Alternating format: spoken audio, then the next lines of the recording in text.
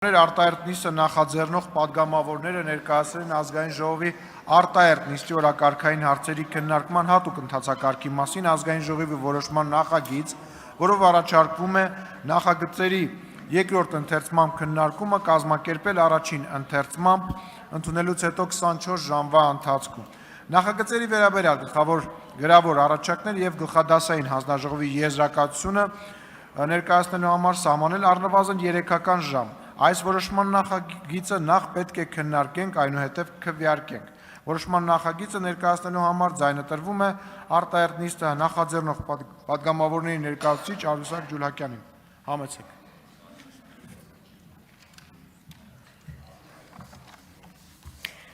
Բարև ձեզ, հարգելի գործընկերներ, Ազգային ժողովի մեծարգո նախագահ, հարգելի գործընկերներ, Ազգային ժողովի մի խումբ պատգամավորներ, Ազգային ժողովի կանոնակարգ օրենքի համաձայն նախաձեռնել են Ազգային ժողովի արտահերթ նիստ եւ իհարկե նաեւ դրա շրջանակներում Ազգային ժողովի քաղաքացիական պայմանագիր խմբակցությունը նաեւ առաջարկում է արտահերթ նիստում ներգրաված հարցերի քննարկումը կազմակերպել 24 ժամյա ռեժիմով։ Ես հիմա մոտավոր ներկայացնեմ, թե օրակարգում ընդգրկված հարցերը ինչի մասին են եւ ինչով են դրանք հրատապ։ Առաջին հարցը ընտրական օրենսգրքի փոփոխություններ եւ լրացումներ նախատեսող նախագիծ է, հարգելի գործընկերներ, հրատապությունը կայանում է նրանում, որ սույն թվականի հունիսի 7-ին նախատեսված են Ազգային ժողովի հերթական ընտրություններ եւ նաեւ նախքան այդ ընտրությունները պետք են ընտրությունների կազմակերպման վերաբերյալ արդյունավետ մեխանիզմներ նախատեսել,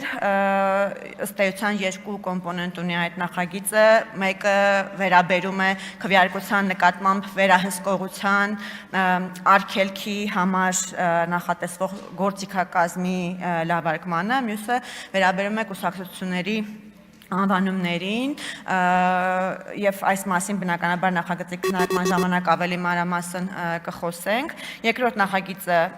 հրատապ է նրանով, որ ջերմատների եւ ավազանների շինթույլտվության համար տեղական турքերի փոփոխության վերաբերյալ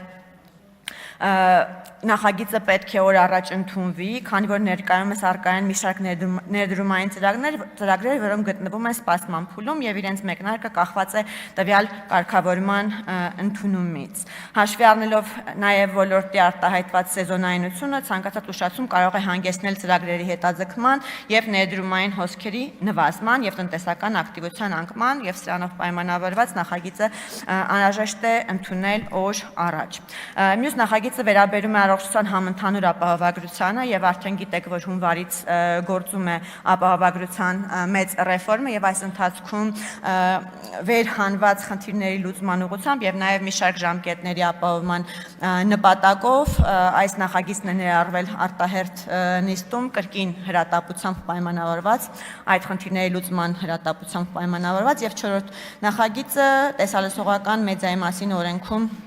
փոփոխություններ նախատեսող